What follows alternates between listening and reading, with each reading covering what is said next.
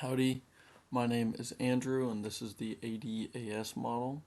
On the y-axis we have the price, which is labeled P, and on the x-axis we have the quantity of output slash GDP, which is labeled Y. And on this graph we have an upward sloping short run aggregate supply curve and a downward sloping aggregate demand curve. We also have a vertical sloping long run aggregate supply curve. If a expansionary monetary policy is put into place, then the aggregate demand will shift to the right, and this will raise the price level and quantity of output. Both will go up, like shown here. If a contractionary monetary policy is put into place, then the aggregate demand will actually shift to the left down here. And when that happens, the price level drops as well as the quantity.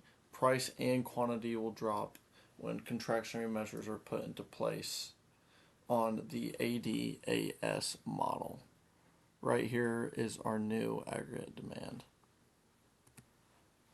And shown here, the price and quantity both go down. On the liquidity preference model, the y-axis is the interest rate, which is labeled R. And this is quantity of output, which is normally labeled QM. So this would be QM. And we have a vertical curve of the money supply, and this would be the demand curve. If a expansionary monetary policy is put into place, we will see the money supply shift to the right, which will lower the interest rate but increase the quantity of output.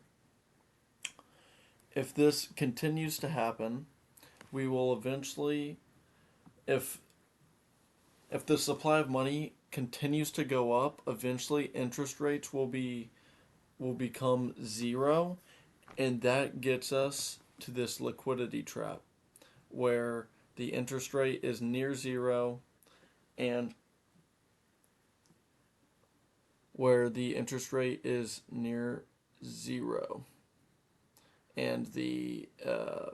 and the demand is quite elastic.